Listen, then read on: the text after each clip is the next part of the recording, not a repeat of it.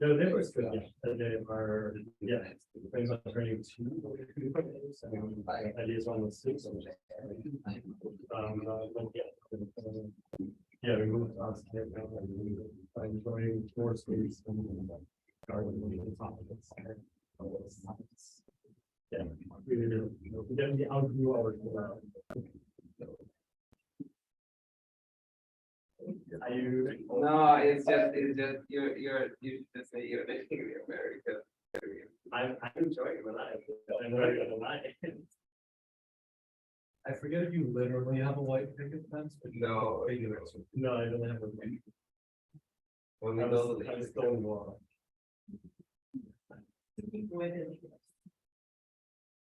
I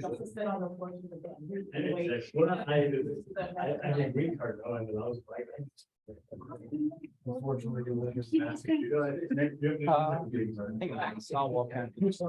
you know what I do? In fact, it's like. okay, you think that counts, but like. Yeah. But like, even if you're like, full system stuff. Yeah. I guess it's all. How many does, yeah. But you cannot discharge it within 300 feet of. But that's okay, right? Anyway, then what do you need? It is my broad. Well, that's I think these things are more like. Like you 70. Not about like shooting intruders. I think shooting intruders is always a general. You shouldn't shoot it in your backyard unless you've got a very long back.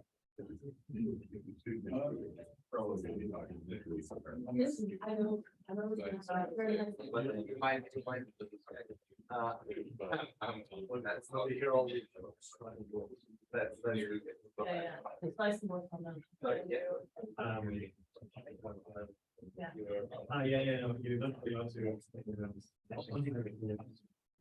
Because you have to be within a number of people in the next.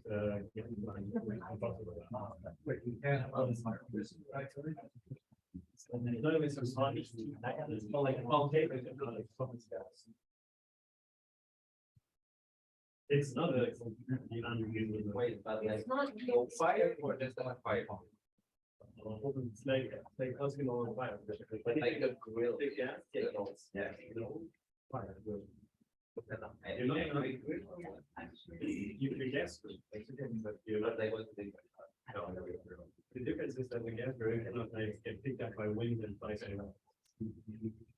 Totally independent. This laser right with the UM. Do we have actually more parts to make more of these? Which is Just like a complete So two to like a mechanical the metals and stuff. Yeah. So we have two spare not put together yet, but like They're together actually. Yeah. oh. Yeah. And we have the diets. Yes. So this is spare, two spare on the side. We only have two, so one is. One is in use. One is the one. Yeah. And there's a second one that's already assembled. Yeah. With the die. Yes. That was the And same. even with an EOM no. yeah. Oh, actually, yeah, we only have one UM because it was like a special concept. So yeah. Okay. So it's proposals run 12 hours before the proposal, and somebody didn't understand our spreadsheet, so I just said it's not when somebody is not sitting because I moved you 4 hours late. So I'm glad you're here. I was done last week. I'm characteristic. I know. Thanks for the trip. Getting this. Okay, should I introduce the speaker? So it's my great pleasure to have Gichi defend his thesis today, and he will tell us about stir-up conversion of Bose into ground state dipolar molecules, all happening inside a Bose Einstein condensate. It's a lot to take in, but let's see. You will walk us through. Yeah. Thanks for the introduction. And welcome to my thesis defense. Just as an outline, of this talk, I'm going to talk about first talk about why ultra cold molecules are interesting and exciting, and why they are kind of unique and exciting platform to realize non-trivial physics. In the second part, I'm going to talk about how to make ultra cold molecules in kind of the traditional way. And then the third part, I can't wait to tell you about is it's like a new result. It's a new way for creating ultra cold molecules inside of the VEC. So to start with this talk, I'm gonna talk about why ultra cold molecules.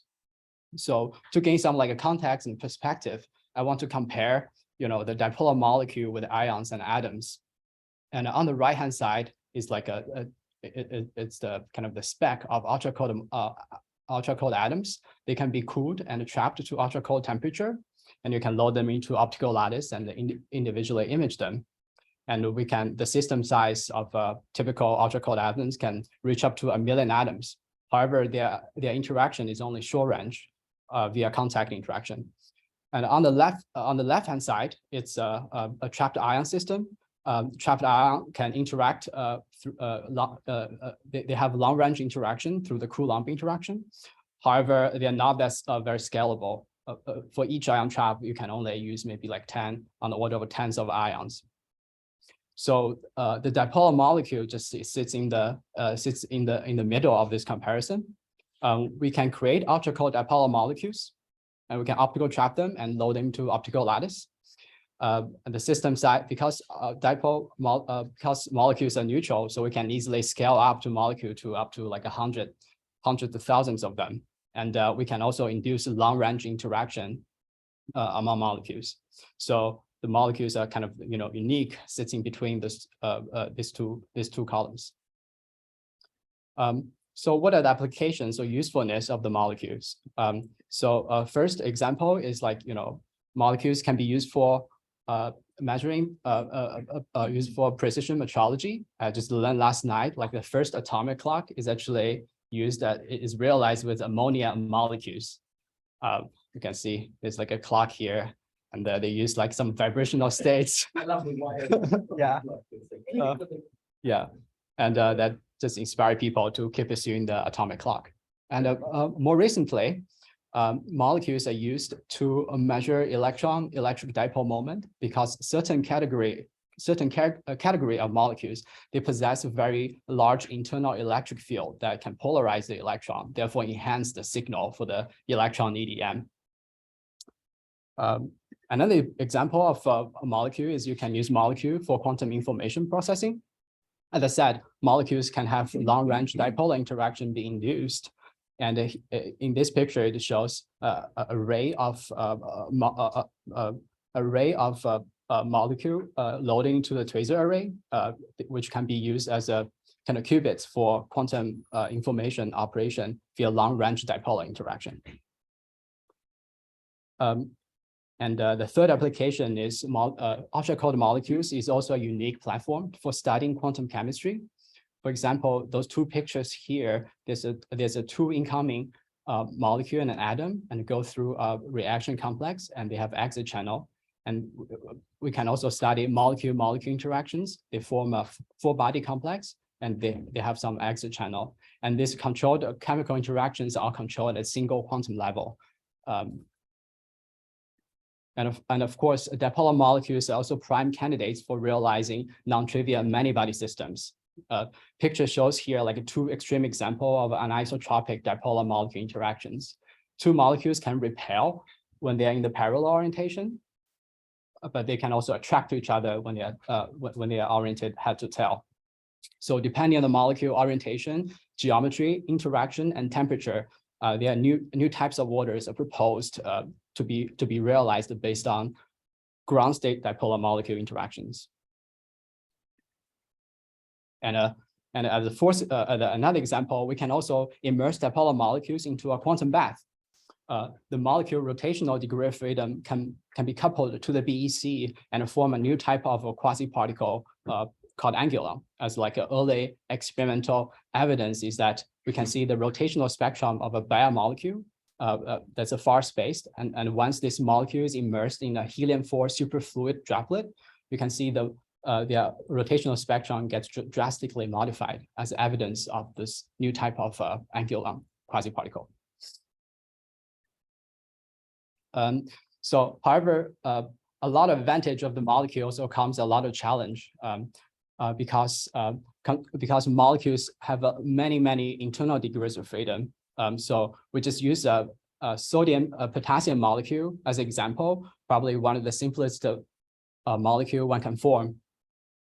So we start with, for example, if we start with 2 free atoms, so each atoms we have a established technique to cool them either into BEC or cool them into degenerate Fermi gas. But however, if we want to create a ground state molecule and glue those 2 atoms together, there's a large electronic energy barrier in between. It's ranging the typical binding energy of those dipolar diatomic molecules are like 100 terahertz.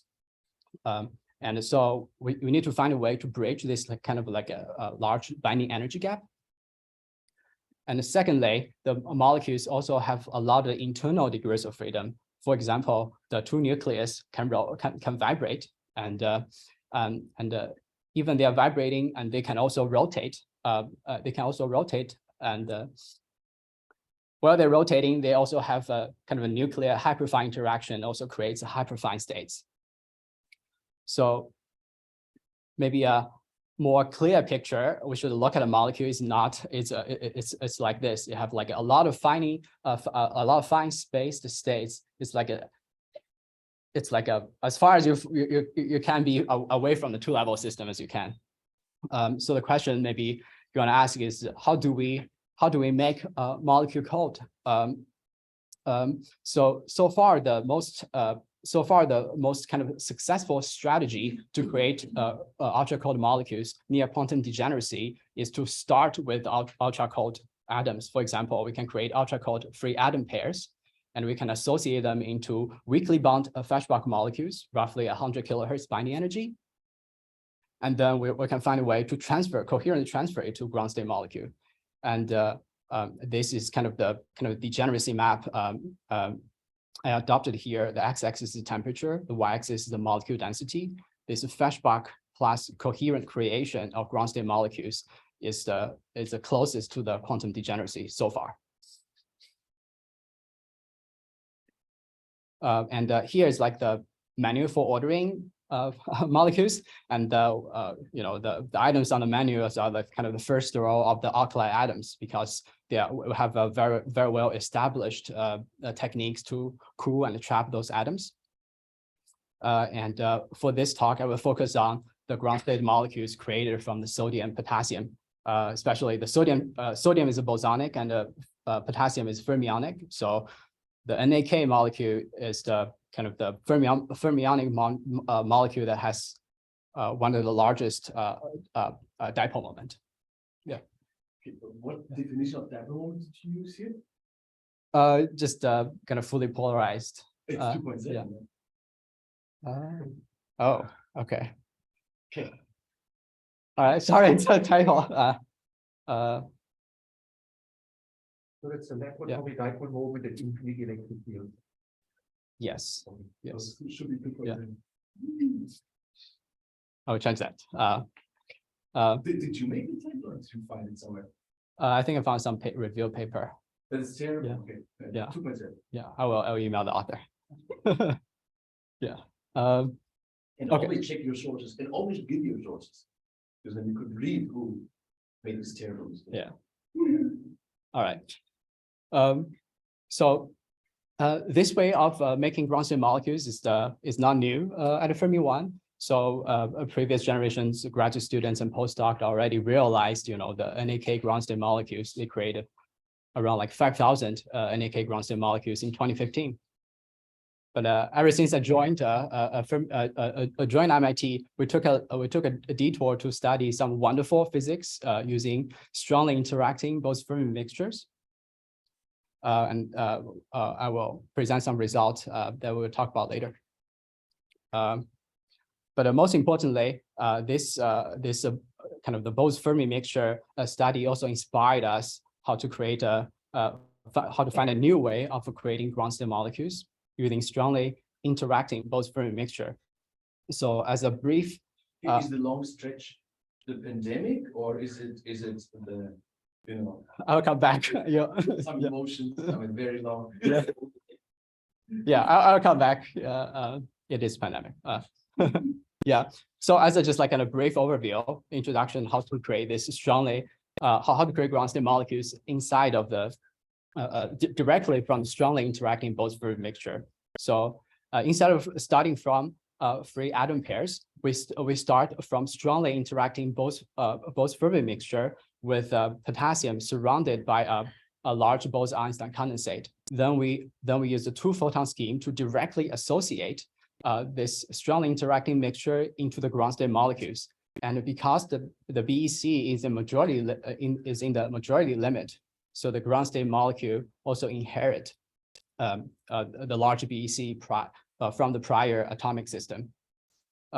So let me modify this kind of degeneracy map a little bit. I would add the third axis of the kind of the environment density onto it. So the blue bar is this kind of the shows kind of the benefit of creating ground state molecules inside the BC. We end up with a very large, highly degenerate quantum bath, which is a sodium BC. So as we come back to the lab, and there's never a dull day in the lab, as Carsten said, and as we were just starting transitioning from post-program research to ground state molecules, and this 2020 COVID happened, and people started looking like this. Can't tell who that is. That's actually Eric wearing laser goggles and a face mask walking around the hallway. The virus looks a little bit like the BEC and the polar. Oh. Yeah, maybe. Yeah. Yeah. And also there are also other ventures. For example, in 2020, we have the AC issues. As you can see here, there's classical fluid coming from the ceiling, like a water leaking from the ceiling. And this is a picture of Carsten. So we had to chop off a kind of a 100-pound water pump from and transport it out of the tiny corner. And that took a lot of effort, a lot of sweat. And in 2021, and our sodium potassium ovens are both clogged. And especially for the sodium, we have to strap up the sodium oven chamber to clean out the clog, and essentially almost like building a new potassium oven chamber. But with these adventures, we're still experimenting to realize this new way of making ground state molecules. So I wish to give a huge thanks to the entire Fermi-1 team, especially Carsten, Martin, and Alex, who has always been there along the way.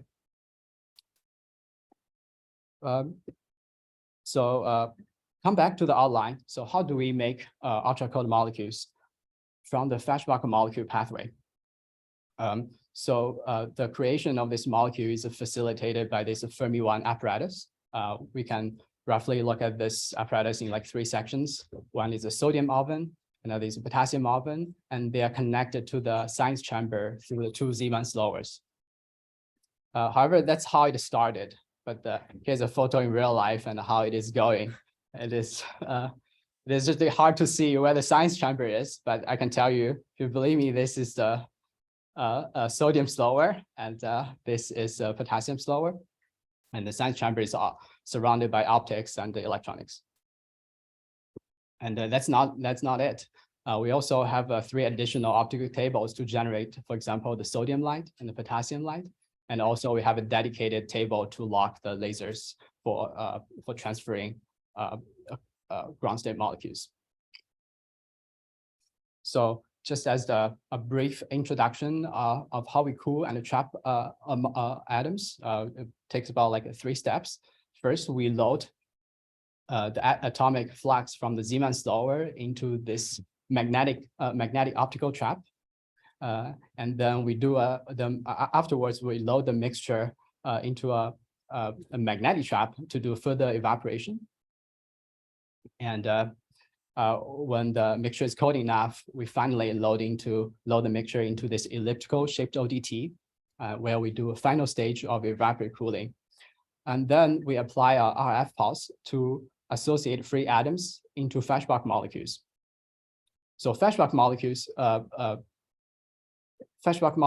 can be detected via absorption image. And here is an example. We created 70,000 Feshbach molecules with around temperature of 100 nanokelvin. Sorry, can you specify the picture looks like the picture of atoms? So is the top, are you saying the top one is the picture of the molecule? Yes, the top line, the picture of molecules, and we have also a picture of the sodium, but the sodium is has more counts than the. So you that blow away potassium. all the atoms in that picture. Hmm? The potassium 40 is usually an atomic cloud, and then you create Feshbach molecules, and in this image we only see the Feshbach molecules. Yes, The because atoms that have been in the yes. it's not really Yes. clear. Yes, so how we do the RF is we apply from one MF state to another MF state, another hyperfine state, and we only image the arrival of the Feshbach molecule at hyperfine states. So this image is just the top image is just of Feshbach molecules. Sorry. The top one is fermionic potassium. The bottom is the bosonic sodium atoms. And where is the molecule? So it's just like a Feshbach molecules are like a very weakly bound molecule. They're like two atoms on a stick. So after you can still like image them like atoms basically. Yeah. But you know the molecule. Yes. We can see that from for example, the RF spectrum. We can resolve in terms of like frequency. Yeah, I have a spectrum later on. So you will explain how exactly this association works. So how the association work is we start with like just a free atoms pairs, and the two atoms can absorb a RF photon at the binding energy of the Feshbach molecule. So they just kind of we can just like associate them into this weakly bound molecules. It's like a stimulated mission. Yeah, I think it can be think as a stimulated absorption. Yeah. But it goes down. Oh, sorry. Yeah, stimulated emission. Yeah, depending on it's -9.5 it's inversion. It's not at that point. It's very confusing. On the left side, you show the stirrup. On the right side, you show Feshbach molecules. The two. I don't know. It's very confusing. Oh, yeah. To make Feshbach molecules, you don't need visible light. You can use microwaves or radio frequency The binding energy to associate. The binding energy is very small. So is the shadow of the sodium atoms the shadow of the sodium atoms which come from the dissociation of the molecules, or were there still left over sodium atoms? They're still left Okay, here. They're still left. So you still had Yeah. molecules. You had a mixture of molecules and atomic clouds. Yes. But what appears in the 40 potassium channel was only the dissociation of the molecules. Yes. And the dissociation of the molecule also leads to sodium, but it's a negligibly small amount Yes. to the lower shadow. Yes. Yeah. Thanks for the clarification. So the technique we transfer the Feshbach molecule to the ground state is a coherent two-photon scheme. Sometimes this sophisticated protocol is called stirrup. So intuitively speaking, is that the Feshbach molecule stimulatively absorb a photon, and at the same time also absorb a photon from this uplight laser, and also stimulatively emit a photon out of this down leg. And this large amount of binding energy is actually carried away by the two photon energy difference. So that's kind of a coherent creation process. I think I should just clarify on that. The first step I said is radio frequency, just associating two free atoms into very, very fluffy Feshbach molecules, which called Feshbach molecules, very fluffy, the weakest one state of the equilibrium potential. But then we want to get into the absolute ground state of the interatomic potential, where they're really strongly bound and have a dipole moment eventually. For that, we do use optical transitions, the 2-photon drive that gets them, that connects the very fluffy Feshbach molecular state to the absolute ground state. Yeah. Yeah, so for this 2-photon scheme to work, we need to find a resonance transition frequency for like this uplink.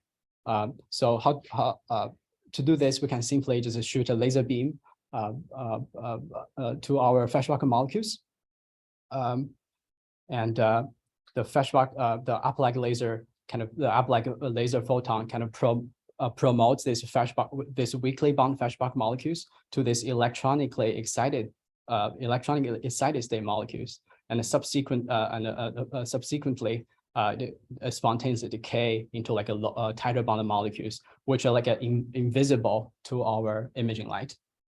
Therefore, a resonant single photon transition leads to like a loss in our original Feshbach molecule counts, and this is a typical single photon spectrum looks like. In particular, we pick this transition to do the downlink spectrum. So for searching the downlink transition frequency, we can simply just when the downlink laser is on resonant with the between the ground state and the electronic state, it acts like a protection beam that prevents the uplink laser from photoassociating the Feshbach molecules. And as we lower the downlink laser power, the protection window narrows, and our spectrum become more and more precise. And in the end, we can further lower this downlink transition. And this narrow feature of this kind of like dark resonance accurately determines the 2-photon transition frequencies. And it also tells us this narrow feature also tells us the laser and environment coherence time. So we can park at this two photon resonance and study the dark state decay. And from this measurement, we estimate the dark state lifetime have about a 60 microsecond lifetime, which is a kind of a combination of the laser coherence and environment decoherence. Well, like effectively, it's like a 3 kilohertz line width, so to speak. And the frequency lock these two lasers that are 156 terahertz apart down to 3 kilohertz line width is actually not a trivial task. It's one of the technical challenge for us to achieve, to overcome in the lab. So after precisely determining the 2-photon resonance transition frequency, we can use this kind of stir-up method to coherently transfer the Feshbach molecules into the ground state molecule. The stir-up process roughly works like this way. So we start with 70,000 Feshbach molecules with this downlink protection laser into full strength. So the dark state it creates in this 3-level system is in the beginning is predominantly the Feshbach state. And as time goes on, we decrease the downlink power, and at the same time we increase the uplink laser power. So the dark state is kind of adiabatically tilted towards the ground state molecule. And the downlink decrease to 0 and uplink turns to full strength, marks as the first stir-up pulse finishes. And a successful stir-up transfer, most of the Feshbach molecules to the ground state, to the ground state. And we cannot directly image the ground state molecules. Therefore, we apply a reverse stir-up pulse to transfer the ground state molecule back to the Feshbach molecule for imaging. And so, in conclusion, we have created a 40,000 dipolar molecule at the absolute ground state near 100 nanokelvin. Can you really, you explained that there are many like vibrational frequencies and rotational frequencies.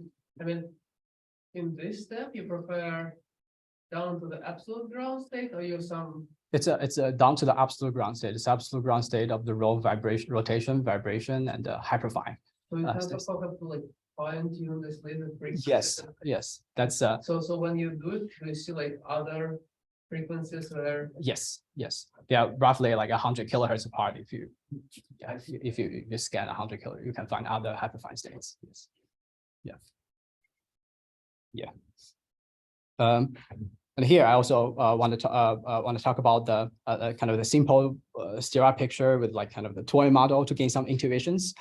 So on the left we have the typical 3-level systems, and we just include we can go to kind of the Just atom pictures, and when the coupling turns on, the 3-level system can be diagonalized to a dark state with absolute 0 energy, and we also have 2 bright states.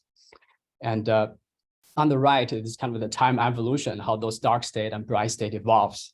So a successful Stira means we start with no light, and we first turn on the down-leg coupling. So the 2 bright states splits up, and the majority dark state is still kind of the initial Poron state. And a successful Stira is you kind of adiabatically transfer into the middle, adiabatic transfer from the Feshbach molecule initial state to ground state.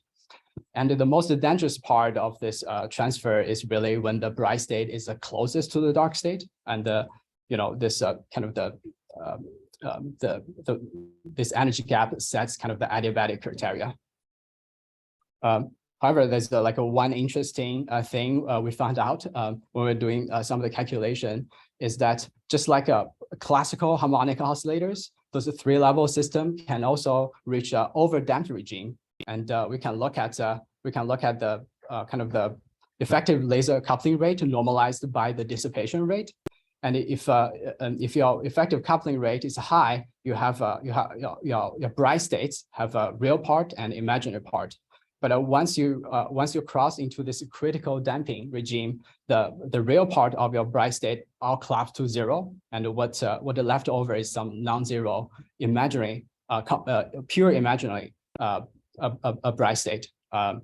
So I found it's actually found that's interesting. And to my knowledge, I think most bialkali molecule creation, in my knowledge, are in this kind of overdamped regime because the excited state is it's highly dissipative. And so this is like kind of a more realistic picture of how our ground state molecule transition is happening. So we have 3 states. The dark state is still around 0, but we have a first bright state which is kind of close by with the energy roughly omega square over gamma, and the third state is further apart. And the kind of the real task is to avoid this kind of first bright state, and this gap is just a purely imaginary energy, imaginary. Then you also these oscillations only come because you're not fully adiabatic. If you were adiabatic, there shouldn't be any oscillations. Which oscillation do you? In Stira, you do adiabatic transfer. You ramp up one Rabi frequency and ramp down the other one. If this were truly done adiabatic, I don't think there should be any oscillations. So my question is, do the oscillations come because your ramp rate is faster than adiabaticity?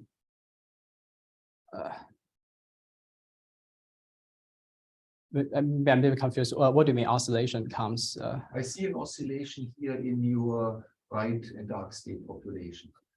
And I think if you do an adiabatic ramp, which is monotonous, you would smoothly transfer, you would always stay almost 100% in the dark state. Yes. And therefore there would not be any oscillations. So my question is, are the oscillations related to the fact that your process is not medium? Actually, I'm not considering like how the state transfer here. Here, this is just a kind of a given at the time what the Rabi rate is. And I can diagonalize the 3x3 matrix, and I can find out what the state that is. So this is just like a dress state eigenenergy. I'm not talking about where my system state is. But I think I agree with you. If you fully adiabatic, you just move here like a steel velocity. You just do an adiabatic transition from one state to another. Yeah. So Wolfgang is confused about the wiggles, right? If you go back one slide.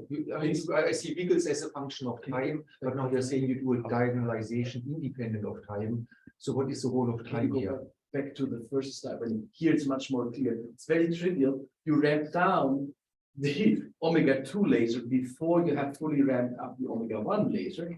And so at the midpoint, there's just less of a pushing of the bright states away from the dark state. So you could do actually a better job with keeping the gap delta B on if you first ramped up omega-1 fully, so that both are fully on. So then you have a large gap, and then only you start ramping down the So it's a omega-2 two-phase population because the wiggle in the gap and the energies because of the temporal change of the laser powers. Yeah. Yes. So one would immediately say this is really not optimally using the resources we have, right? Because you're actually allowing the gap to be reduced. Yeah. Mhm. Yeah, you can play with the shape to kind of optimize the maximum gap. But here is I just pick up two sinusoidal wave to demonstrate this picture. Yeah. Okay, makes sense. Yep. Okay. So with that, I want to kind of summarize this stirrup transfer using Feshbach molecule pathway. So the stirrup efficiency is first determined by like the adiabatic criteria, which is this is really approximate equation. So the adiabatic criteria tells me I need the bright gap I need as wide as I can, or like my stirrup pulse time as long as I can. So the adiabatic criteria for fixed optical power, the adiabatic criteria tells me I have to use a longer pulse time. But however, in the realistic setting, we are limited by the coherence time given by the environment and the laser, which compose a second kind of competing terms. So the optimal stirrup is achieved somewhere in some like a compromised position. And I also want to note there's a third like constraint, which is the kind of the discrete energy spacing for naked ground state molecules. They are like 100 kilohertz hyperfine state spacing. That means we have to use long enough time to resolve those states. Otherwise, you will Fourier broaden it and create complicated stirrup efficiency scenario. Or you cannot use the kind of the Rabi rate larger than 100 kilohertz. And the authors in here, they saw exactly that. So that's kind of the my summary of stirrup efficiency. Okay. Yeah, with that, I want to finish this second part of my talk. If there's no question, I'm going to move on to how to create ground. Quick question, like when you do this two-photon transition, is there like a recoil of the? Yes, there is if you're not careful about like the kind of laser beam orientation. But so like for example, if your laser beams are your two-photon laser beams, one is this way and this way, you can like absorb from this laser, kind of gets kicked this way and emit out of this laser gets like a lot of photon recoil. But in this configuration, we are kind of co-propagating, and this recoil can be so like mitigated. Yeah. Like it's very different photon. Because it's photon wavelength, so you still have it. Yeah. Does that not set the temperature part? Okay. Experimentally, we did not observe oscillation, but I think you will create some photon. We do. Right after the stirrup, the cloud sloshes. Okay.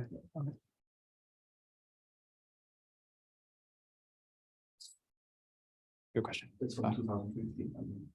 All that goes. Okay. So with that, I'm gonna start talking about how to make ultra-cold molecules inside the BC. So the challenge of using Feshbach molecules are, the Feshbach so this is the kind of the association spectrum we have how to make the Feshbach molecules. And the typical Feshbach molecule association efficiency is around like 20%, which sets kind of the limit on how many this strategy is really used. We want to create as cold, as dense atomic sample as possible, and then convert this kind of phase space density into ground state molecules. But if you have a finite Feshbach molecule association efficiency, you just kind of you're diluting your phase space. What is shown there on the graph? What did you? So this is 0 is the kind of the atomic transition between this 9½ minus 7½ and the 9½ minus 9½. So this is the atomic transition without any sodiums around. So this is our kind of calibration curve. And now we add the sodium back in, and we observe kind of the second arrival signal, which is the kind of the Feshbach molecule signal, and the binding energy can be measured to like roughly, it's roughly around 80 kilohertz. Yeah, so the second challenge of Feshbach molecule is that it has like a rapid vibration relaxation, creates like a really short lifetime for a molecule inside of a dense medium like the BEC. Here is kind of the lifetime of the mixture of Feshbach molecules normalized by the boson density. And what we observe, if we scale up this boson density to the typical Bose Einstein condensate density, we would only left over with like 10 microsecond lifetime of Feshbach molecule inside of BEC. So that's just like kind of huge barrier to create ground state molecules inside the BEC. Just like it's just a huge obstacle from the beginning. But on the other hand, on the attractly interactive side of the mixture, we still observe loss, but the loss come from the 3-body recombination process. And what we observe is typically a much slower decay rate, or like if we immerse our fermionic impurity into the BEC, we can have a roughly like 5 millisecond lifetime inside BEC, which is sufficient to create ground state molecules.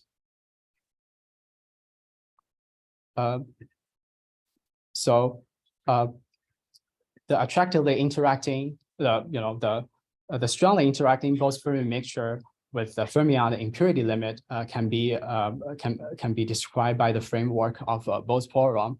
And to have a little bit historic context and perspective into Bose boron is that the Bose boron is a quasi-particle introduced by Landau and Picard in 1930s. When they first imagined is an electron impurity travel through a crystal. The impurity interacts with the crystal ionic cores and excites vibrations. And it was Picard proposed that those vibrations can be treated by the vibration as phonon modes. Therefore, the interaction that's simplified as the electron-phonon interactions. And this electron impurity drives by its surrounding phonon bath, forms a Bose boron quasi-particle, and lowers its self-energy. And it has been like pointed out that the atomic impurity immersed in the Bose Einstein condensate ideal candidates to realize these Bose boron systems. There are many advantages of studying Bose boron with ultra-cold atoms. For example, the interaction between both interspecies interactions are highly tunable, and we can also control the kind of interboson distance, or like the boson density, and we can use this kind of unitless parameter to describe the interaction strength. Creating Bose boron is very similar as creating Feshbach molecules, and we load the mixture into this elliptical shaped cross dipole trap, where we just evaporate cool the mixture, and the sodium forms a Bose Einstein condensate at a temperature around 70 nanokelvin. The dense BEC and this dilute fermionic cloud just place us in a very deep kind of impurity impurity limit. So I want to introduce kind of a simple description of this Bose-Poron binding energy based on a sort of like a single Chevy type of ansatz. Based on the variational description, the attractive the poron has this attractive branch, which is the true kind of many-body ground state, which smoothly evolved from like a weakly interacting regime through the interaction unitarity and eventually emerges with this Feshbach molecule branch. And we can also see we can also see from our atomic cloud, like as here, that when the interaction is, so our bosons in the majority limit, it doesn't alter much with the interactions. On the top is our impurity fermions, and at a weak interaction regime, they are more like, it has its own distribution. But in the strongly interaction regime near interaction unitarity, we can see in the center of the cloud, the potassium gets attracted into the higher density part of the BEC.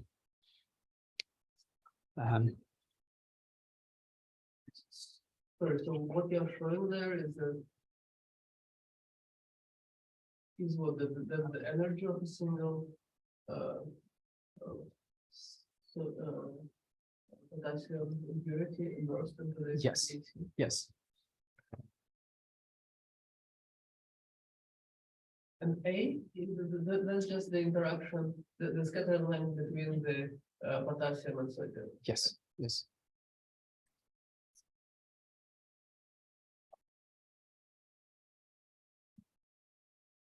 And with that, we can also intuitively think about a poron as addressed molecules. For example, it's a poron. We can give a poron a characteristic length scale, which is proportional to its binding energy, very similar to the Feshbach molecules. And as the poron merges with the Feshbach molecules, its characteristic scale also converges with the Feshbach molecules. And to verify this molecular character of the Bose-Poron, maybe the best way is just to apply a photo association laser or our uplight laser to photo associate this many-body object. And without much surprise, the Bose-Poron photo association spectrum are almost identical to the Feshbach molecules with the field differences. And we also extended to additional excited state. The green shows is like the excited state is singlet rich rich excited state, and the orange shows here is the triplet rich excited state. And we also pick those highlighted transition to study kind of the photo association response rate.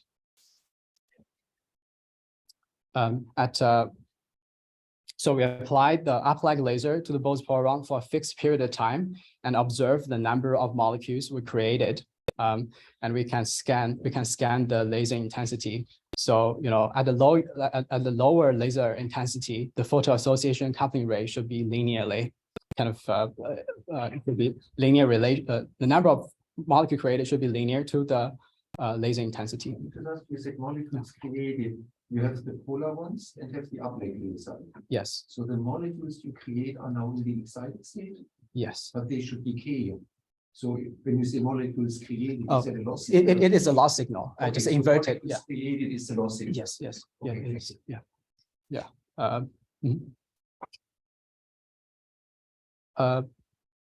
Okay. And here's a summary of our kind of photo association measurement on the Bose-Poron on the attractive side. And we can tune, the magic of the system is we can tune the interaction strength from like weakly interacting to nearly kind of unitarity interacting. And as we can see here, the photo association rate tells us, we need a large photo association rate to, be able to do the stirrup transfer and everything. So it is telling me, in the weakly interact regime, the photo association rate is just too cold. We cannot use them to do a meaningful stirrup. However, on the right, we also have measured this population loss rate normalized by the density. And it's also telling me, if we want a large photo association rate with the Feshbach molecules, but it is just too hot. The lifetime is too short. So we're just kind of we have the two competing terms, and experimentally we find like there's a kind of the Goldilocks regime for creating ground state molecules inside a Bose Einstein condensate. So it's roughly kind of like this regime we can do. And as a kind of experimentalist, it's kind of a smooth curve as we can tune, the photo association coupling and kind of the loss the loss rate. At the same time, it's also kind of a nice knob. We can find a nice regime to work at. So with that, before I talk about the downlight coupling and how to transfer the Bose polaron to ground state, we also observed some like kind of the interesting or / like a surprising phenomenon that we didn't know before, which is the kind of the free particle continuum participation. Because the Bose polaron is like a quasi particle with lower binding energy than the Feshbach molecule, so it's a lot closer to the free particle continuum. So this uplight light at a higher power also kind of talks to this continuum state. It also near resonantly interact, coupled to the continuum state, and that is the kind of the nonlinearity we're observing at a high intensity. Let me introducing another super hand wavy toy model to kind of to approximate this continuum effect with just kind of the quasi-continuum modeling of the photo association. We just use kind of the one state of the continuum to model the continuum effect, and we can qualitatively explain the photo association nonlinear effect. So here's like work this way. Like if the uplight coupling to the continuum is much less than the polar energy. Okay, maybe I should say. So here is the kind of the continuum state plus one single photon being shifted up in this stressed system, and in this very weak coupling regime, we can just do photo association like normally. We just observe kind of the linear relation, the linear increase of the photo association rate. However, as we increase the photo association coupling, the excited state is dressed by the continuum, which kind of pushes down the excited state, therefore kind of lowers the photo association coupling. And we can keep doing that, and this state will get further pushed down, and observe like a lower and lower coupling rate. And that maybe Domi says we can mitigate this effect by kind of like raditune. We can mitigate this effect by raditune the kind of the barrier condition, just kind of accidentally the pushing of the continuum also kind of accidentally make this polaron to be resonant with the dressed excited state. And this model is actually I was taught by Eric in the audience. I think it's quite nice. So that explained the kind of the we can mitigate this effect. We can increase the coupling rate a little bit. And once we, the typical this kind of nonlinear effect, if we fix the laser power and scan the, if we fix the laser power and scan the frequency at a low power, which is observed kind of the Bayer condition, but this nonlinear effect can be perceived as always red kind of shift at a higher power. So that's actually quite common in this type of photo association study. Yeah. So with that, we can talk about how to determine the kind of two photon transition via the similar dark resonance spectroscopy as we did on the Feshbach molecules. So first, on the top, we have like some exemplary absorption image on the top. The sodium as a majority is in the bottom. It's kind of, not affected by any of those probing light. They just remain as pretty much it is. And the most change comes from the top, which is our potassium impurities. So when we are just outside the single photon resonance, we just, it doesn't do much, and we can see our porons just forming happily. But as we goes inside, that's a single photon transition, but 2 photon off, we can see a depletion in the very center, of the impurity, as the center of the potassium is strongly dressed by the kind of the dense part of the BC. Therefore, they have lower energy, more of a molecular character. Therefore, they can be photoassociated into excited state easily. We also see that on the photoassociation data. And of course, if we satisfy this 2 photon resonance transition, this our mixture is protected. And this narrow feature also determines, how we should do 2 photon Raman transfers. So here, this 2 photon spectroscopy is done with applying a probing limit. It's a low power limit. Therefore, we do not observe we do not observe the continuum effect. However, the continuum does influence when we do the stir up, and we can let's come back to this kind of the adjust level model of the stir up. So before, if we didn't have the continuum, we just have this typical kind of bright state energy gap that's kind of close and opening and close as we ramp the laser. Maybe it's not perfect, I'm sorry. So this for like our 3-level system, it's enough just to kind of resolve this bright state. We just need to do like a 1 battle to stay in the dark state that kind of adiabatically transfer from the polaron to ground state. But since the influence of the continuum also closes down, because as the uplink kind of power ramps up, this continuum level also pushes down. So that's pose like a kind of the second kind of battlefront we have to avoid. So if you sweep it too fast, you can just get coupled to the continuum. Can I ask you, is the continuum specifically to the presence of the band, or would the continuum also exist if you had just pure sample of fish molecules in the stirrer? I think it was still exists. It is just a continuum, the dissociation continuum for the, so it's 2-body physics. Yeah. Okay.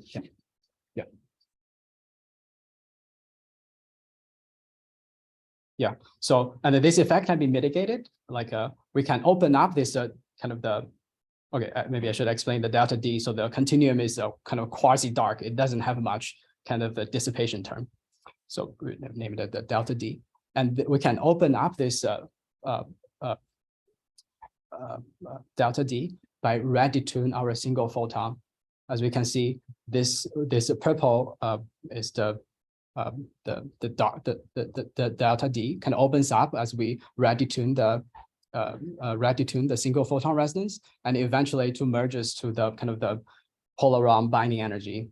But however, the bright state gap also closes down as we've detuned from the single photon resonance, and it's a kind of like compromise between these two, and we also experimentally realize where to find like optimum single photon detuning, but it's always to the redshift.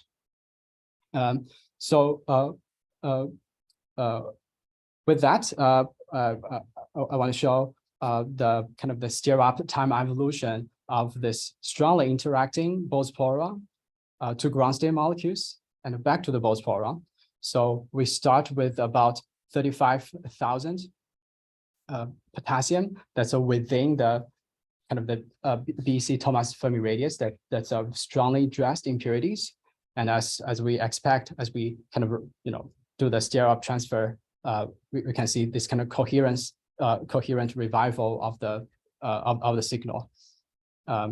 And with that, we kind of achieve the stir up 30% stir up a single trip efficiency also, it comes to like 600 ground state molecules inside a BC that is T over TC roughly 0.1. So it's a highly quantum, it's very cold BC, it's very large and cold BC, and we created 600 ground state molecules inside.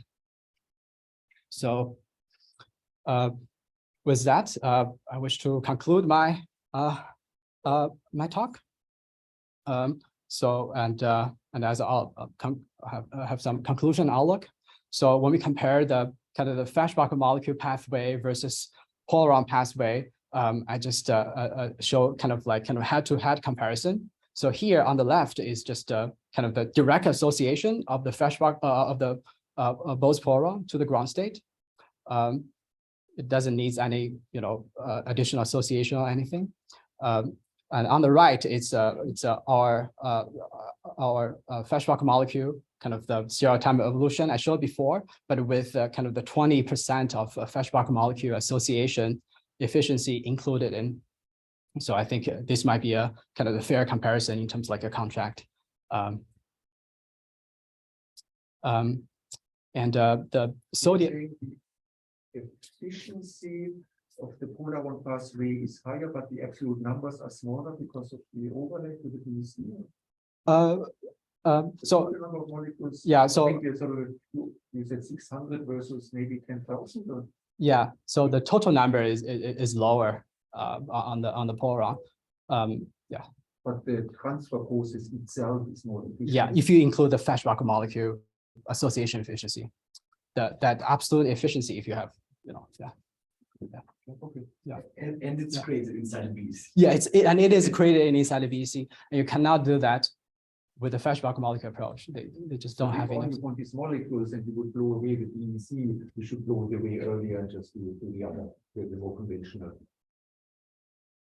Let's see, this is the first, Yeah. The way we created the mixture, I think, is suboptimal. We wait around, things get lost, it's not yet optimal. Yeah, you're right. You're right. Yeah, it's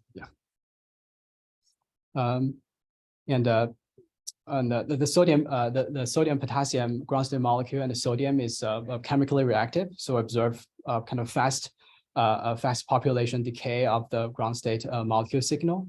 And here is the kind of the cartoonish demonstration of when sodium potassium molecule meets a sodium, because the sodium is a much smaller atom. So when two sodium combined to be like a deeper bond molecule, therefore, it's a kind of the energetically favorable reaction. That's a kind of very rough way to play it. But this field is also kind of itself is, I found it's kind of interesting to study chemical reaction, and maybe if we can, understand more about this chemical reaction, and we can control it, and maybe we can, we can use the remaining bosons as a quantum bath to elastically collide with the molecule. It can be turned, if I don't know how, but if we can turn around, it would be very valuable thing to do. That's why I find this chemical reactiveness very interesting. And the third as an outlook, we can create like an equal mixture in like a box trap or near resonance trap, and we can use this kind of hybrid approach to maximize the molecule creation.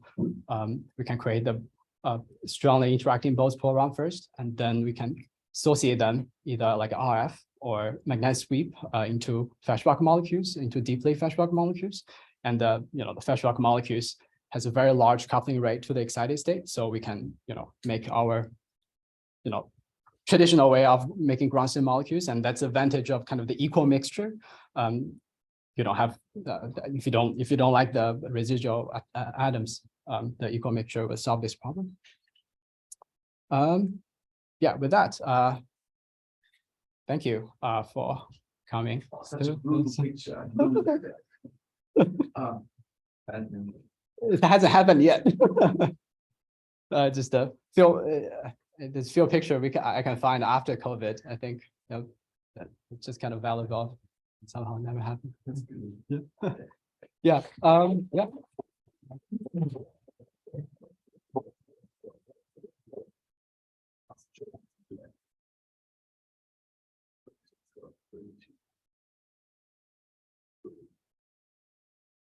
I recently heard, talk by the Max Planck group, where they also looked at this, they called it a quantum phase transition between polar bonds and molecules, and sort of said that this was very productive in creating molecules.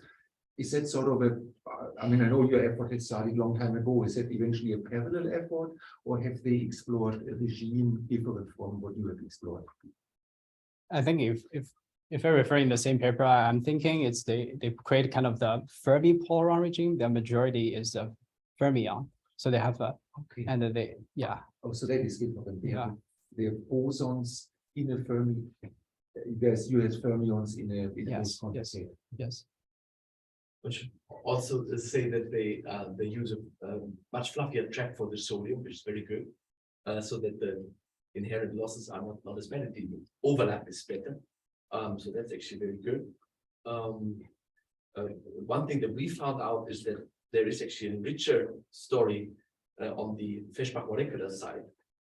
So there are actually trimers. So as you do a sweep, you also create trimers. So they inadvertently will create lots of trimers as well. So far, I think they might not notice it. Yeah. Okay, interesting. Thank you. And those trimers are very short-lived, and it's essentially not good for creating ground state molecules. So here we hope to, through the Bose boson, have an entryway that completely circumvents these trimers and other hell that breaks loose. Right. Hi, super cool to see these results again. Yeah, could you go back to the like overdamped syrup slide?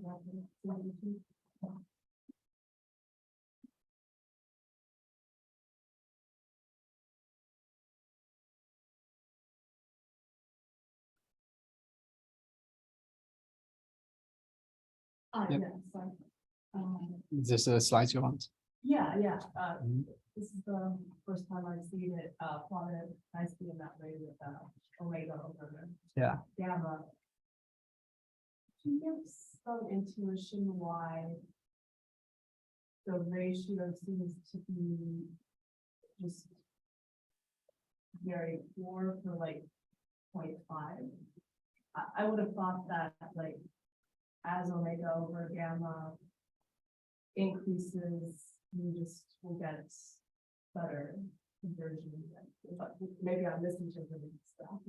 Actually, first, can you explain to us what the delta is in this graph? I'm very confused about this. Oh, I'm sorry. The delta is this. The delta B, Yeah. The delta is delta B. Yeah, delta is the delta. B is the one that's.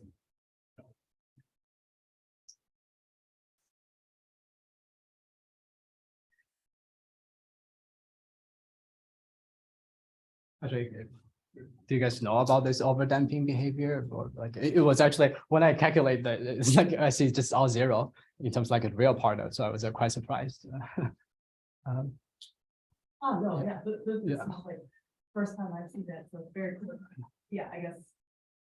Yeah, okay, so you're saying it's like impossible to have any transfer for a ratio below 0.5? Oh, no. It is still possible to the transfer, but the gap is just all imaginary, like that. So. Yeah, it's just that there's no, the real part of the delta damps to zero, but the imaginary part, and the showing at the purple, still has a finite, and that's already sufficient to do the stir up, if you can, yeah. So it's scary always plugging in the imaginary stuff into your Hamiltonian. So the proper way to do this is sort of Monte Carlo sampling, but yeah. Yeah, this is like a really toy model, like it's like, Okay, thank you. yeah. I also have a comment on this. I think you said, I heard you say that, like the bialkalis, operate in, mostly the overdamped regime. It just turns out that a few species by gift of nature have very small excited state bandwidth, like 0.1, 0.2 megahertz. Oh, okay. 0.2 I know for sodium and rubidium. Okay. And so you can actually go to like order one megahertz Rabi coupling. And this seems to coincide exactly with better stirrup efficiency.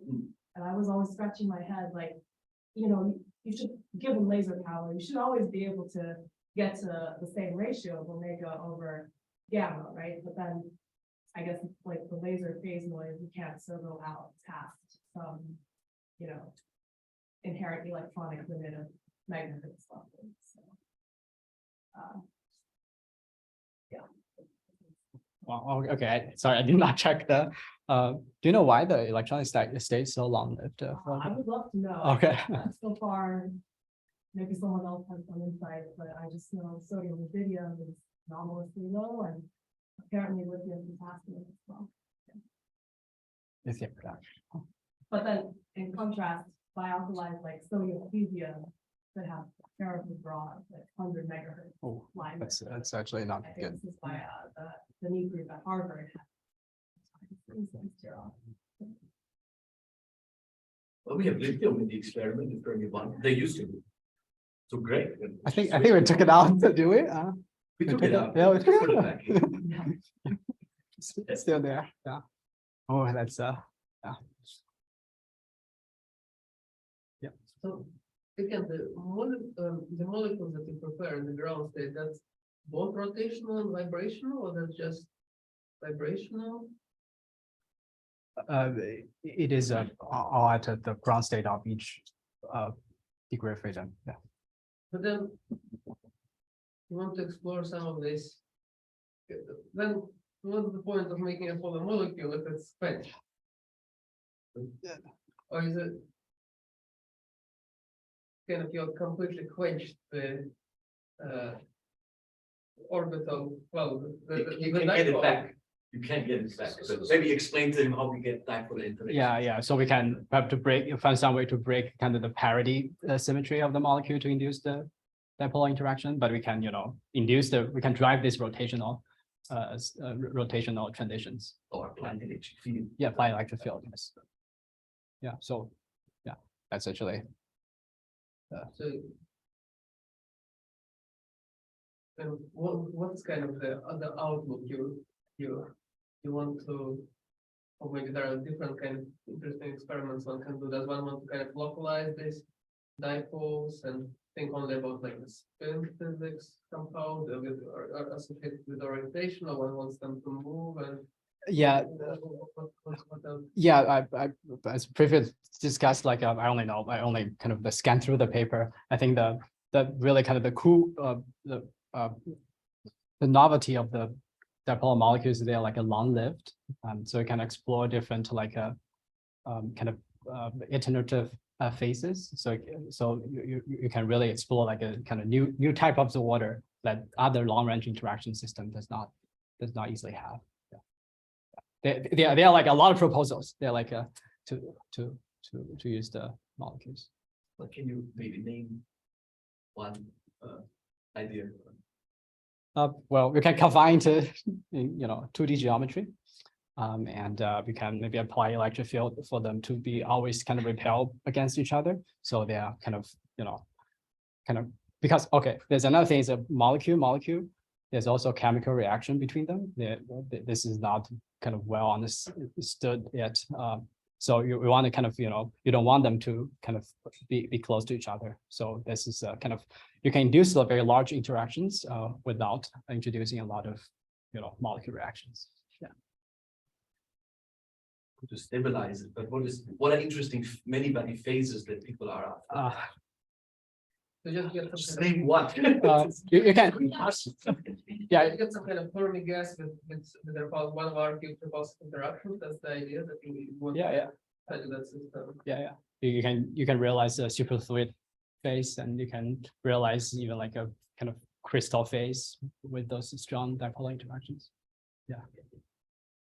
Yeah.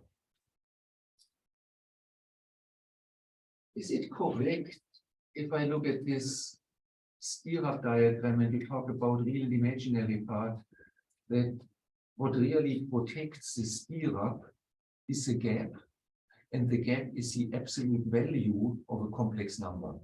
So to have sort of a gap in the imaginary domain, which in some sense is just the broadening, it is still a gap which protects the processes. Is it correct? To my simple, like very simple model 3 by 3, it is the case. Yes. Okay, good. Yes. It's something I didn't realize. Nice.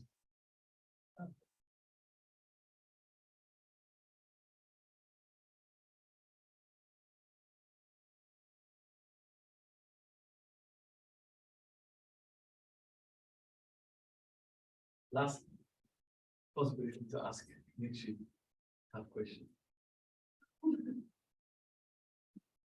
What was the hardest part of your PhD?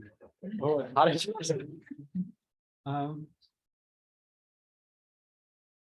Yeah, well.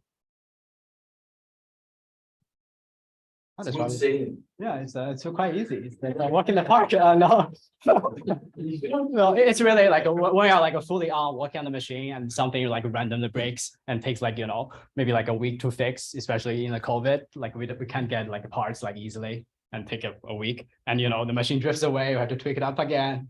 You keep doing it. It's just like, you know, a month is gone. It's like Sisyphus, right? yes. Just talking about Sisyphus. Like, Yes. Yeah. The multitasking is a big thing. Yeah.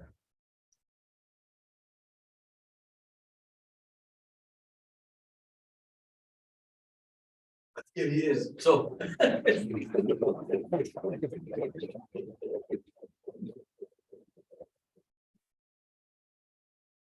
Okay, so I guess everyone but the. We already do. We have a question, extra question for Nietzsche. I don't know. No. Okay. So then.